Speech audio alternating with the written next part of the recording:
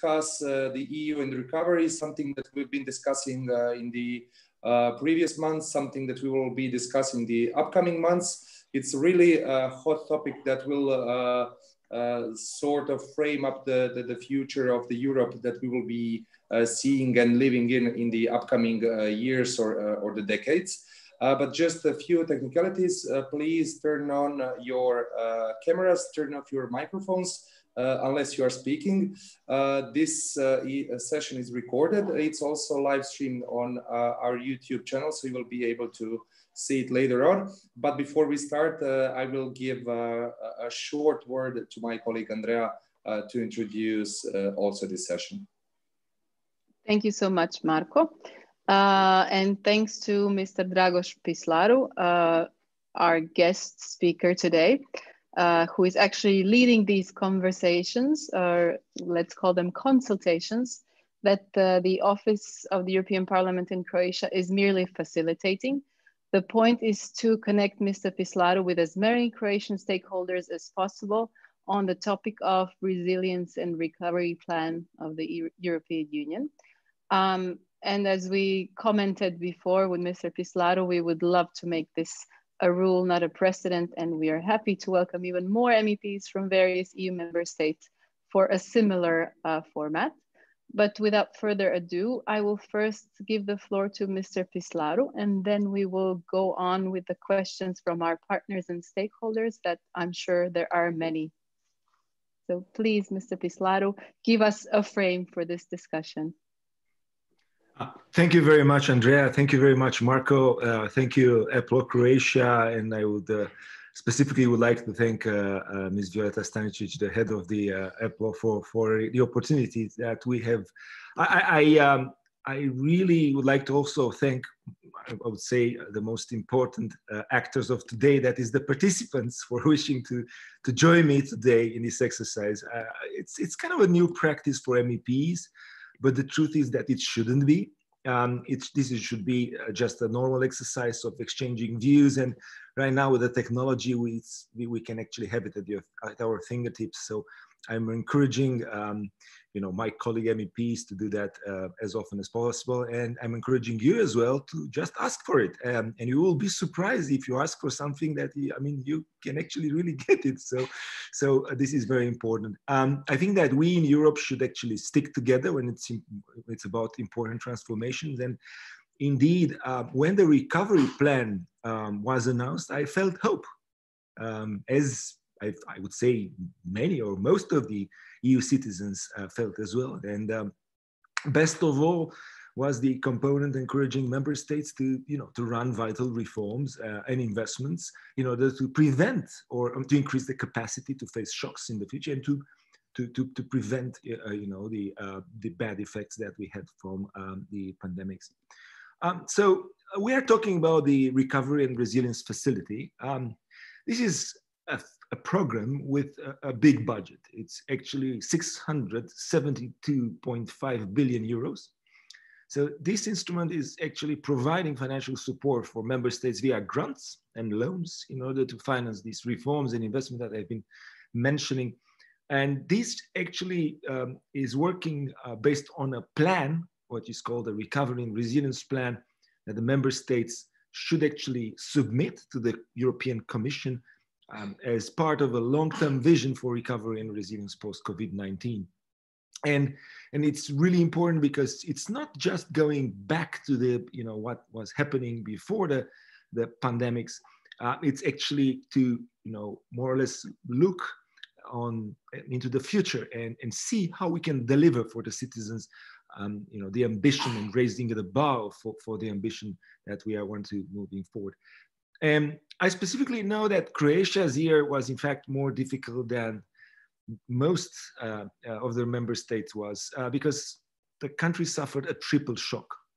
The pandemic that caused, as all across the Union, oversaturation of the health system and strain the health system, and we had human losses. Then you had the economic crisis caused by the worldwide lockdowns that affected the country's economic, which strongly relies on a very nice tourism sector, representing 25% of the GDP. And then the extensive damage caused by the strongest earthquake in 140 years that hit the Zagreb area on March 22. And with an overall increase in the continent of the unemployment rate, it is clear that this kind of instrument that we are talking about today, the Recovery and Resilience Facility, is so well needed. And this is why Croatia will be allocated almost 6 billion in grants. It's actually 6 billion and 125 millions from this particular facility for reforms and investment. And the scope, I mean, the purpose of this debate would be to you representing the citizens of Croatia. I mean, and this is the question actually, what do you think this money should be spent on? And, just to give a framework, I mean, the initial Commission proposal already gave us some instructions. On one hand, that the recovery and resilience plans that the governments need to prepare need to be based on the European semester process and the country-specific recommendations. And that at least 2 things have been actually put from the beginning, that is green and digital reform. And these have been actually highlighted from the beginning.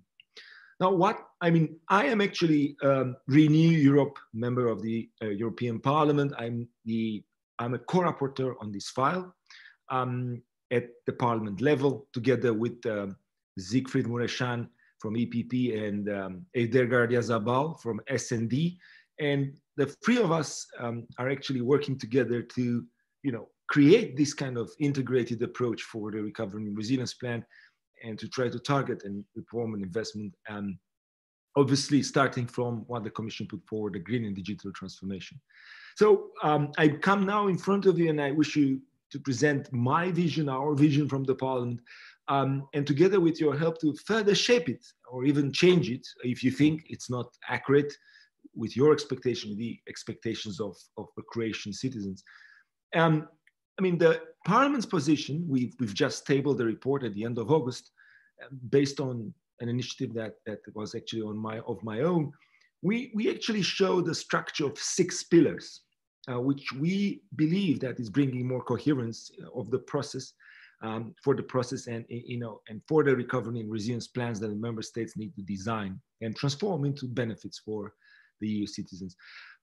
So we had 1 pillar, which is the green transition. And here, obviously, we relate to the Green Deal and the whole things that we've been talking actually since last year in the European Parliament at the European Union level.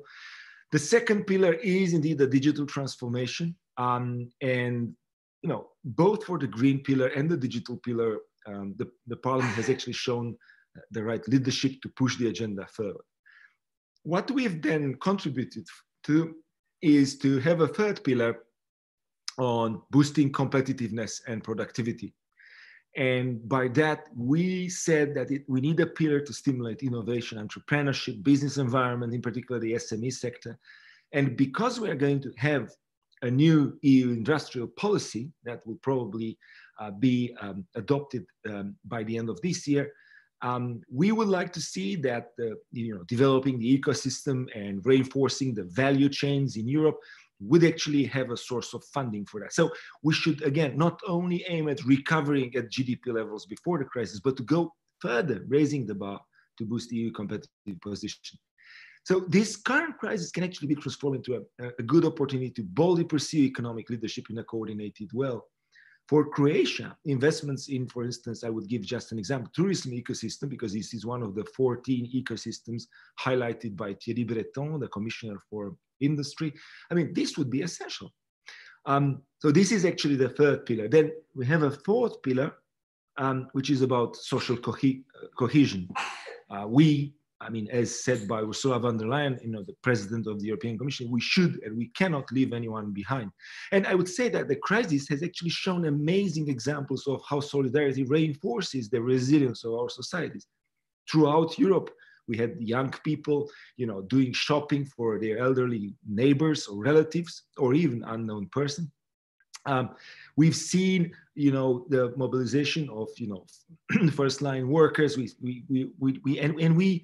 We've actually witnessed this solidarity through our societies. And we need to develop our social services and fight against poverty and for inclusion and to boost the implementation of the European pillar of social rights.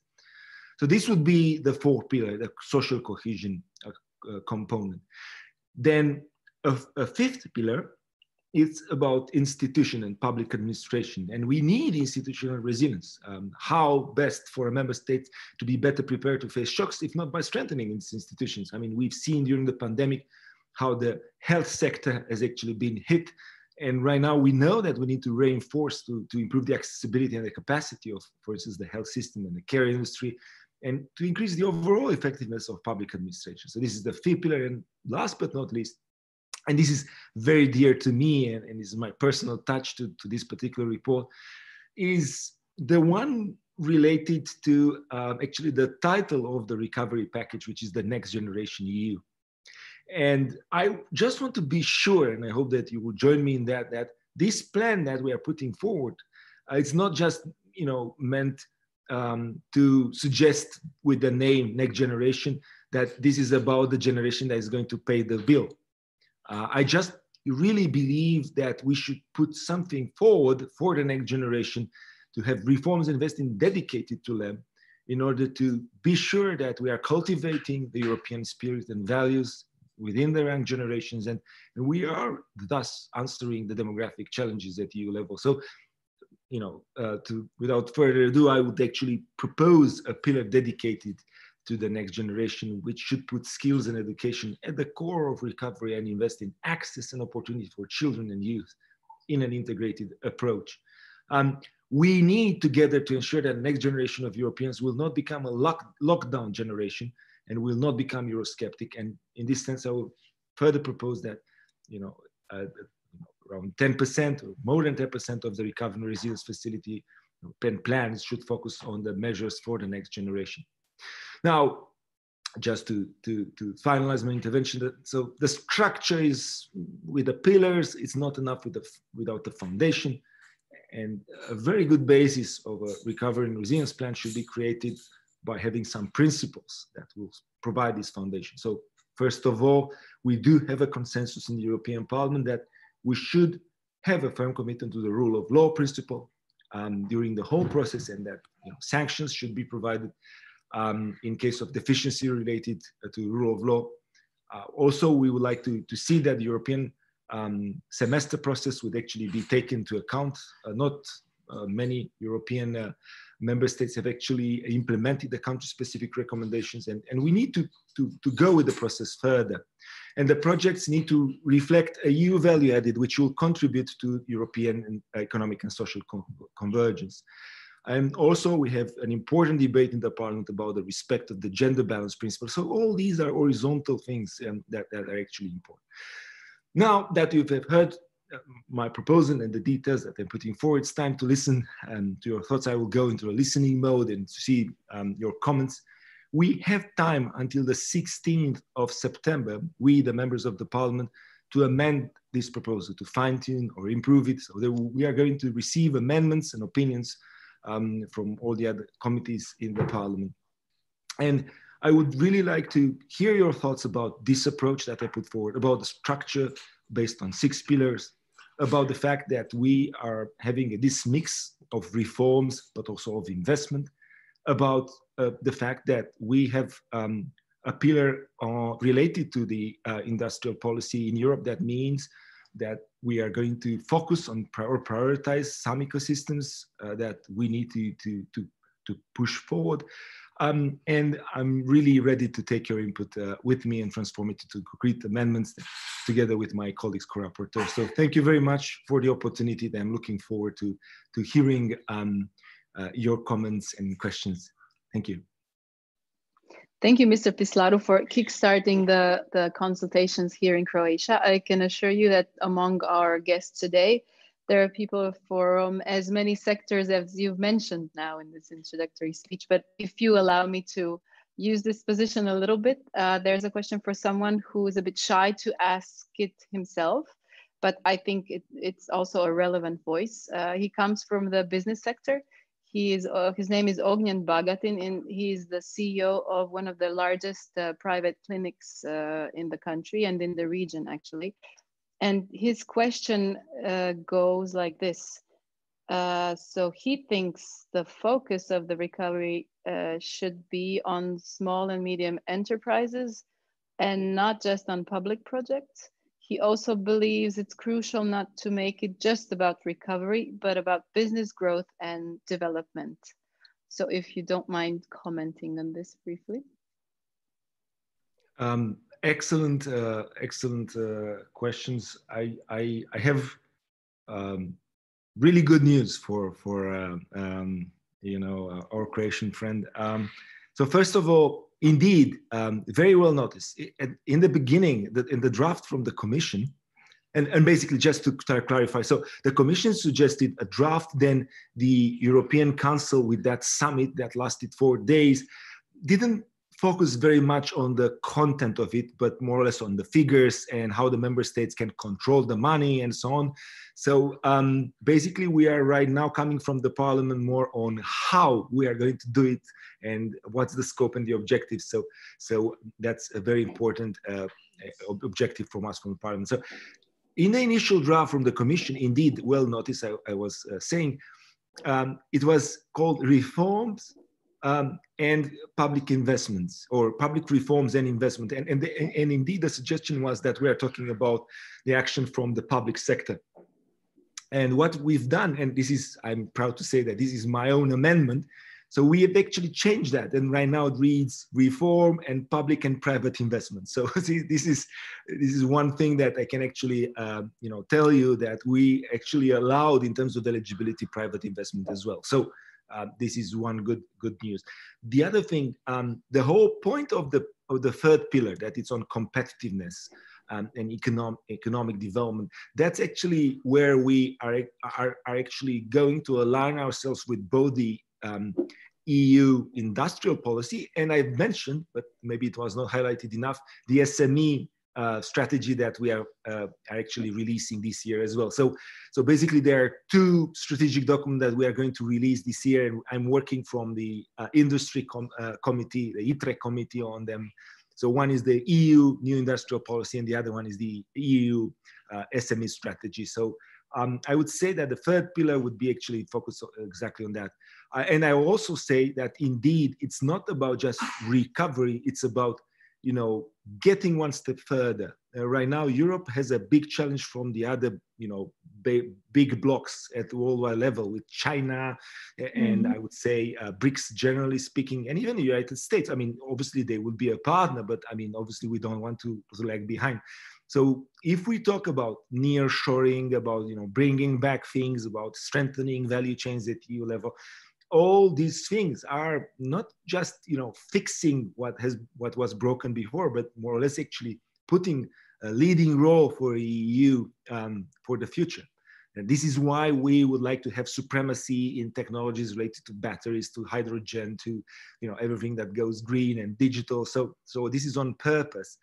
That we want to do that. So again, thank you very much for the question. Very good questions, and I hope good news from the Parliament side. Good to hear this. I've noticed one of our participants unmuted, and she nodded her head clearly when I called out this question. Her name is Ivana Matic, and she's the CEO of Women in Adria. But Ivana, if you are listening still, maybe you would want to comment, because somehow I feel this would be a good follow-up to what you have to say. Yes, I completely agree with Ognjen. So I'm leading a business network for women in business, but I'm also on the board for newly established non-profit for small entrepreneurs. It's the voice of entrepreneurs, and basically we started at the beginning of this crisis. I think that EU has to put very strong KPIs or targets for the whole EU for the entrepreneurship. because as you mentioned, EU is lagging behind all other big blocks, and that KPIs have to be brought down to every country of the EU. In Croatia, a lot of money is spent on promoting entrepreneurs and entrepreneurship, and everything looks great on the first look, but actually there are a lot of problems for especially for startups and especially for women entrepreneurs. So on the EU level, we need to have targets and KPIs for in general entrepreneurship and especially for women entrepreneurs. So for example, we had a strategy for women entrepreneurship, which was everything nice on the paper, and actually nothing was done. So in Croatia, you know, we have a very bad business environment, especially for startups. And before COVID crisis, startup companies were on their knees because the government gives them the EU money for start, and then a large part of that money goes to the government to pay for the contributions, because the government thinks that every entrepreneur from the first day should earn money and pay to the government. So that's completely not understanding what entrepreneurship is. And basically now I think that we are fighting against this law, and the law was basically a result of not doing any reforms. If you don't do any reforms, then you have to put such a burden on startups. So I think for EU country, that's disaster, and it's really something should be done. If EU doesn't do anything, from your point, I don't think if we can do it, because a lot of NGOs have been fighting against this for last almost 3 years, and nothing is done because there are no reforms. Money has to come from somewhere, and it is from the startups. That's disaster. And now we should be supporting. We should be happy to have every new entrepreneur, because in few years that will be a small company. And now we are basically killing all startups in Croatia. Thank you, Ivan. Mr. Pîslaru, anything to comment? I mean, this is a broad topic. We can have a discussion on the SME strategy that incorporates a lot about entrepreneurship. But I would say that we have some clear opportunity for entrepreneurs here. So first of all, in the pillar that relates to economy and competitiveness, one of the main things that you can do with the money in that particular pillar is to improve the access to finance. And this is one of the problems for the entrepreneurs. And I would say that, looking forward, this is a very good opportunity to... But we've had a lot of money before crisis. The problem is bureaucracy. Okay, so if this is not necessarily the problem, then, the digital pillar is actually meant, together with the institutional resilience pillar, to digitize the public administration and thus basically reduce the bureaucracy. And this is exactly, I'm sure that this is touching exactly the point. So if you can, register a company in 30 minutes, by having a full digitization of the process, and then if you can have everything. We are very good on those lists. We can start a company in a very short time, but the problem is what happens after that. Yeah, I mean, it's not just about starting the company. It's about the difficulty of the companies to face the administrative burdens throughout their life. So I would completely agree. But I would just suggest that the digitalization of the public administration still is something helpful. And also one important thing, especially when we were talking about the next generation pillar, it's about the entrepreneurial skills. So this is one of our suggestions, to insist in education in terms of getting into the mainstream education, things related to entrepreneurship, and giving showing entrepreneurship as a career path for potential young people that would like to go this way. I would just touch two other things that you're mentioning. First, the gender dimension. I would certainly encourage to do that and to boost the women entrepreneurs, because we do have an imbalance at EU level in terms of the involvement of women in entrepreneurship. I think that things are getting better, but they are far from getting to be in the right balance. And I would certainly say that by putting clearly the gender principle there, I mean, this would be encouraged to be put in a recovery and resilience plan. And last but not least, about monitoring, because you were saying about KPIs, we will have a very clear scoreboard to do the monitoring, and that's actually something that I'm really glad that we are taking it very seriously in terms of to monitor how the countries are spending the money. I just want to highlight maybe a couple of dilemmas, and maybe the other speakers can reflect to them. So one of the dilemmas that we are having, and it's clear that, I mean, especially countries that have actually become members a little bit later, such as my country and Croatia as well. So we still have a lot of things to fix, actually. Even before the pandemic, there were a lot of structural things to fix, and the pandemic has actually worsened the things that we needed to fix in our economies, in our society. So, and we do have the cohesion policy and the other policies, let's say traditional policies, to do that.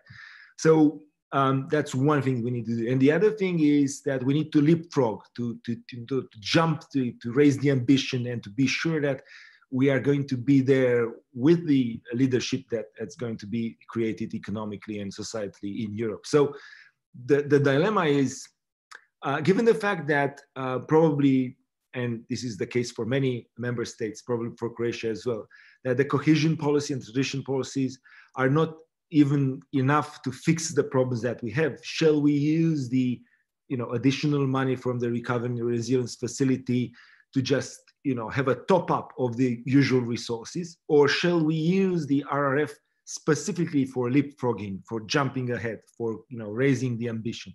So this is actually a question that I'm seeing from one country to the other is being tackled in a very interesting way. To what extent we use the resources to fix the things that we wanted to fix, and to what extent we are actually moving forward with technology, digital, and the other things, and that's important. And the other big question is, and this is related to the pillars as well. I mean, everyone considers that green should be a major priority. To what extent do you perceive in Croatia the importance of the green revolution transformation that we are doing? And what would be, I mean, we have right now in the current version minimum 30% dedicated to the green pillar. Do you believe we should focus, let's say, 60% on that and prioritize that completely? Or you believe that a balanced way by having all the components there with some sort of a balanced approach would be better? So I just throwing two of the things that I mean, if you can reflect them on them or any others, I mean, that would be great. Thank you, Mr. Pîslaru. I'm sure the guests will take up on this from here, but I see a hand raised for quite a while now. This is Mirjana Matešić. She is from the Croatian Council for Sustainable Development, so she might actually have something to say directly to what you've called us to react upon. Mirjana, please. Yes, thank you, Andrea. This is actually a question for me. I think, as Mr. Pîslaru knew that I was going to be the next speaker, I would start by saying that I've listened to the comments previously, and I would agree with both of my previous speakers. Mr. Bagatin said that we need to focus on entrepreneurship and on business rather than public sector, and I couldn't agree more.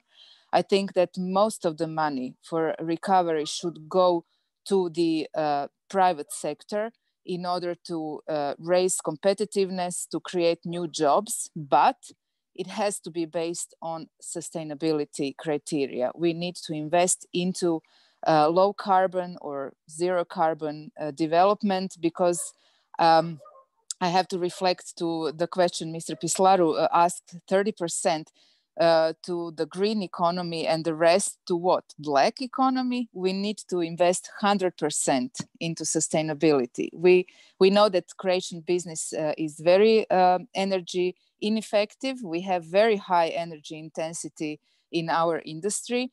This is why we have such a low competitiveness. So we need to invest in energy efficiency, in renewable energy resources, altogether in low carbon development if we want to be competitive and if we want to be long-term competitive, if we don't want to lose jobs and our competitiveness. Furthermore, we need to find strategic sectors and develop them. This means that I think this crisis has shown that we lack some products. We have a beautiful country, very rich country, and we are not able to produce our own food. I think in terms of sustainability of the country, we should try to be as sustainable as possible by at least producing most of the necessities that this population needs, which means food, again, based on green economy, on eco-production as much as possible. And also some of the strategic products. This crisis has shown that we lack some very necessary products for medical treatments, like oxygens and stuff like that. So I think the European Union should consider not relying on India and other Eastern countries when it comes to producing medicine and supplies like that. I would also reflect to what Ivana said, and I couldn't agree more. We need public reforms. We need less administration, less bureaucracy. I don't like the word digitalization because digitalization has been used so much, promising that things will get better, but digitalization is just another way of transmitting information. It will not kill bureaucracy if there is no will to do so. And I think we've all seen that the digitalization and modern ways of communication and sending data did not kill the fact that you still have to go sign, you still have to wait in lines, and you still have to fight the bureaucracy. So yes, we need willingness in our public sector to be more effective and to focus on development rather than on, making itself, important. Then again, I wanted also to mention that we need education. Mr. Pîslaru said education. Yes, we need education for sustainable development on all levels, because we still have a very declarative approach to what sustainability means in strategies, in public sector, and also in private sector. I hate to say, because private sector is adjusting to the needs that it feels, because it has to survive. So unless we really set up criteria which are, for sustainability financing or for any kind of support and development, which are actually based on real criteria, we will keep on having declarative approach towards sustainability. So I think I've said, and I just want to conclude that the entire recovery, and this is a huge chance that we have to boost development based on environmental criteria in order to achieve long-term sustainability of the economy.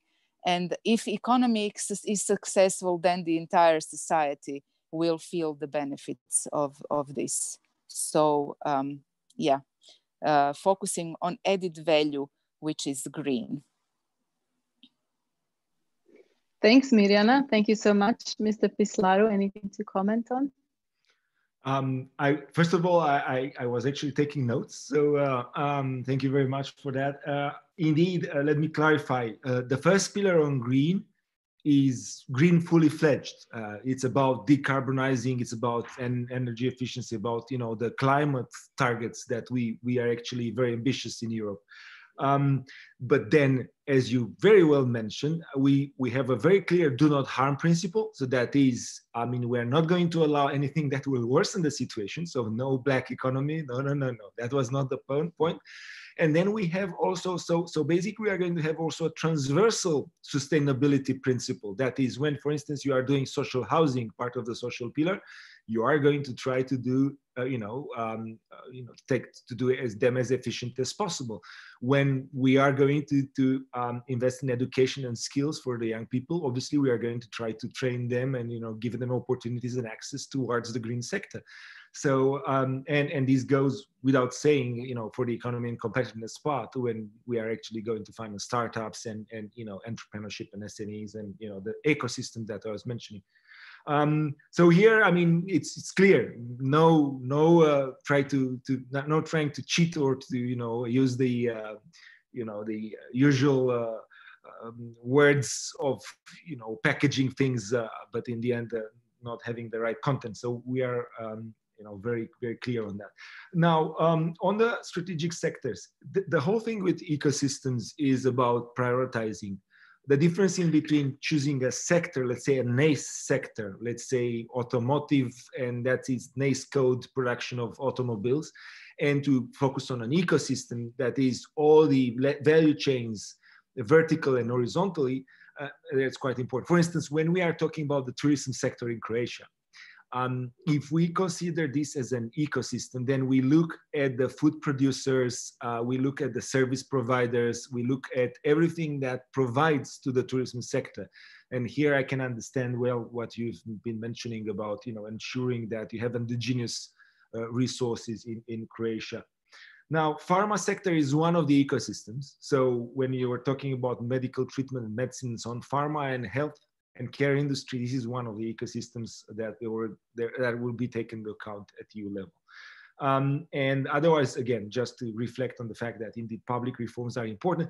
Digitalization, indeed, we have a slang, language already in Brussels, and that is being used in our member states as well.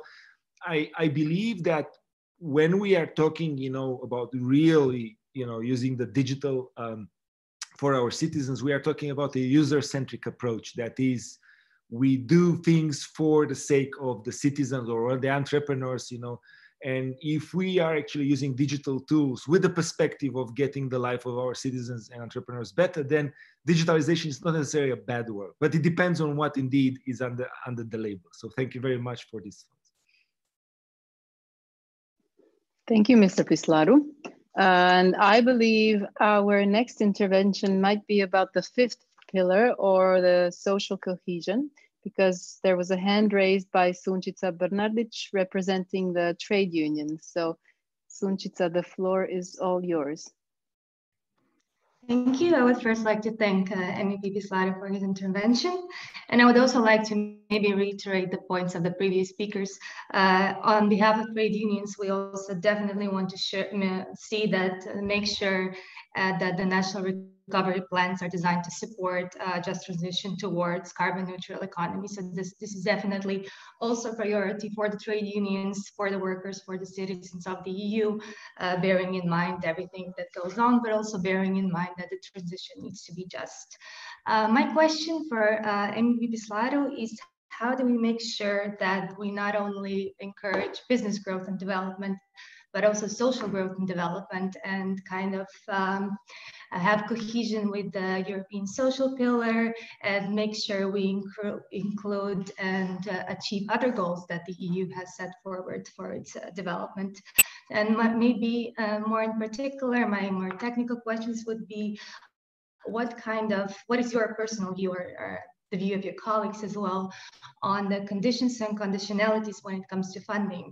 So on behalf of trade unions, we would like to see that social dialogue, collective bargaining, workplace democracy are in the center and are conditions for funding when it comes to both private investment, but also public investment.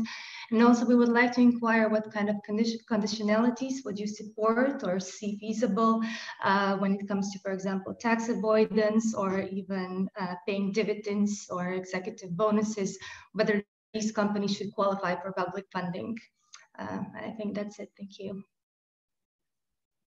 Thank you, Sunčica. Mr. Pîslaru. That was very concise, and thank you so much for putting the right bullets there. First of all, the whole point that we have right now a pillar that is about social cohesion shows that we are on the right path, I hope. I'm a hybrid MEP because I'm in 3 committees. So I'm actually the coordinator of Renew Europe in the EMPL, in Employment and Social Affairs. And I'm also writing the employment opinion on the file. And the reason for which I jumped from one meeting to the other is that we just had the debate in the EMPL committee about the employment and social affairs view on the RRF. And so this is actually very, very nicely linked. So we do have indeed the elements related to the European Pillar of Social Rights. We do have the SDGs right now in the text. We've highlighted the fact that the semester is not just about the financial part, but also about the social and environmental part. So I think that we are on the right track there.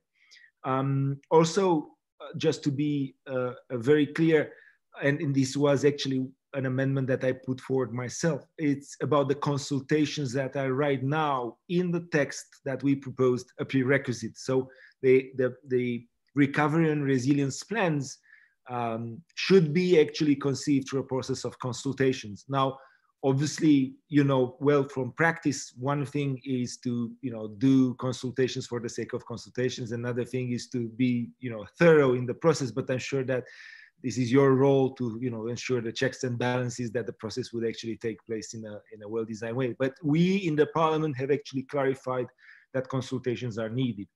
One important aspect about, let's say, eligibility, we did not include the kind of things that you've mentioned, like paying dividends, for instance. But we did say, for instance, that we would like to increase the capacity of the judicial and structures that deal with money laundering and tax avoidance and so on. So this is something that we would like to see when we are talking about institutional resilience.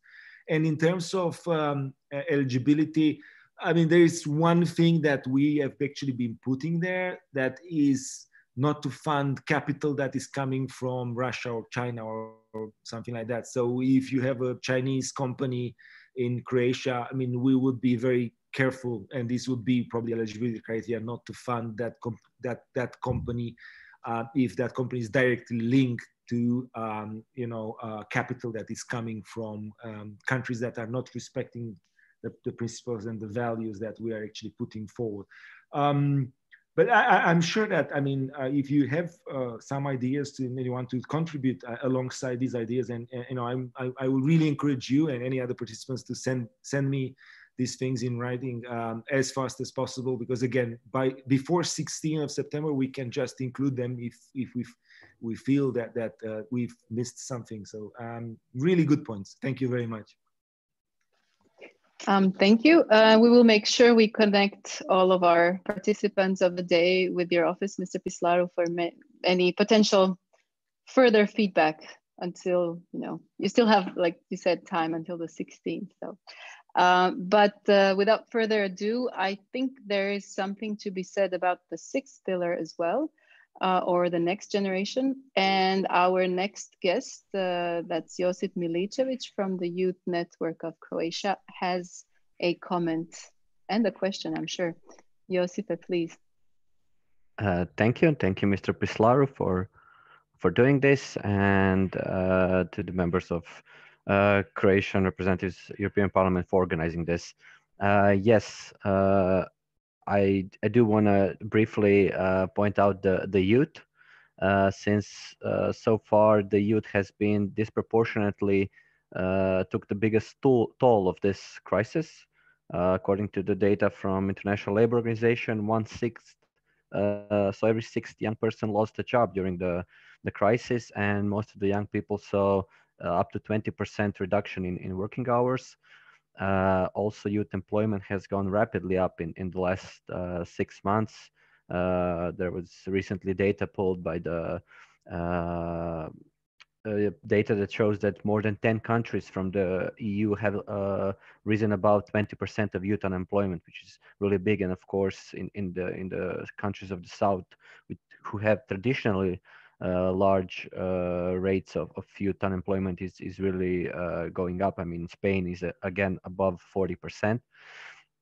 And what I wanted to ask, I do expect that, and I don't want to ask, will there be something for young people and for youth?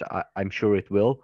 But the question is, how do you plan? Was there any discussions also about how to make sure that the funding that goes towards the employment for young people doesn't end up misused? Unfortunately, in Croatia, we have a really bad history with youth guarantee, which some programs that were used in Croatia kind of destroyed a couple of generations of young people who were forced. It was practically the only way to enter the labor market, and also they were working for wages lower than the minimum wage. They were not protected by labor rights or anything, and this was funded by EU funds. And as you already mentioned, that you are thinking and talking about some measures and some mechanisms to address problems with gender balance, with misuse for fake green funds and stuff, green deal and stuff.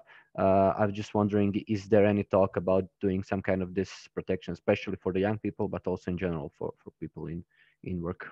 Thank you. Thanks, Josipe. Mr. Pîslaru? I'm so glad that we have this chance to talk with representative of the youth, because I mean, somehow I believe that even if I'm actually supporting the agenda of youth, you can't do youth policies without the youth. So that's actually something quite important. So I would be more than pleased if you would be able to contribute even further. I mean, right now this is one step. Then we are going to have the negotiations with the council. So I do believe that you should actually try to be as vocal as possible based on the network of youth organizations throughout Europe. So this is something. This is your moment. And if we are managing actually to put youth as going to be targeted in the RRF, then you should actually do a lot of work to be sure that in the recovery plans, you are going to get what you want from your government. And this is not my role. I mean, I'm creating the opportunity, and I mean, obviously then it's your role to get the, lobby done properly, or advocacy, let's put it, because it's in the interest of an entire generation.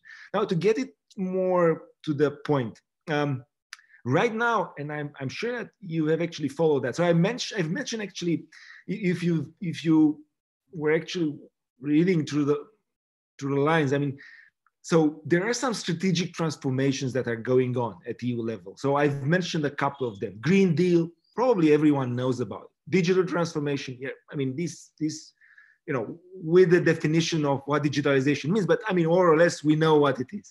And we know that it's important in Europe. Then the new industrial policy and the focus on ecosystem, this is not that well known, but some people already know about it. Then SME strategy, again, the ones that are focusing on that know that SMEs and family businesses and entrepreneurship, it's important. And then comes another package that is even less well known. So the package that I'm talking about consists in 3 things. And these 3 things are right now in the parliament. First is the revised youth guarantee, exactly what we were talking about. So we have the lessons learned. We've seen what worked and what didn't work. And for instance, I mean, we are right now very, very worried about the fact that we shouldn't use EU money to direct youth towards what is available to be trained. Yeah. So this is actually something important. So, I mean, the kind of, if I may, if you allow me to just, portray a little bit the future. I mean, in this era, we should have actually on our phone, one application, only one app where to have the access and opportunity for young people to see the entire offer of, courses and training and so on available. And then to have the entire offer of internships and apprenticeships, because this is also something very valuable, and you can have, better on work training than, you know, going to classes sometimes. And then you have a third button, and that's it, you know, where you can get counseling and advising, you know, how to do that, and, you know, to have that at your fingertips. So instead of having, for instance, you know, a dozen of programs that would focus on, you know, getting young people to become cooks or become, you know, coiffeurs and whatever, hairstylists or whatever, I mean, based on the fact that that was available, you should actually allow the demand to go on as well. And you can then use a system of vouchers and so on. So, and I've seen that in Spain, I've seen that in France, I've seen that in many of the countries that have actually learned the lessons. And I'm sure that you in the EU network, you can actually get the good practices on board and help your government to, you know, get a good chapter for that particular pillar. And it's so important. I mean, your role will be so important to, first of all, raise the attention of the young generation on the topic. And second of that, you know, come up with the proper solution from your perspective, not from other person's perspective. So if you are actually going to be involved, then it will be a gain for every one of us. And in terms of the monitoring, again, that the scoreboard that I was mentioning, it will, I mean, the scoreboard will be very careful in the impact of how the money was going to spend. So not only the output, that is number of hours of training, but the impact. How many of the jobs that have been created are still, you know, available? Are we talking about jobs that are better paid? I mean, these are kind of impact or result indicators, at least that are very important, and we're going to try to focus on them as much as possible. So thank you very much, Josip. And, you know, I'm really relying on the young generation to have a push on this one. Thank you. Thanks to all of our guests. I'm quite sure that if we did another round, there would be other questions to build up on the initial ones. But unless someone urgently needs to ask or comment, I would be really happy to, if you don't mind, Mr. Pîslaru, to give the floor just briefly to our head of office, Violeta Stanicic, to maybe do a little wrap up of what we've just heard.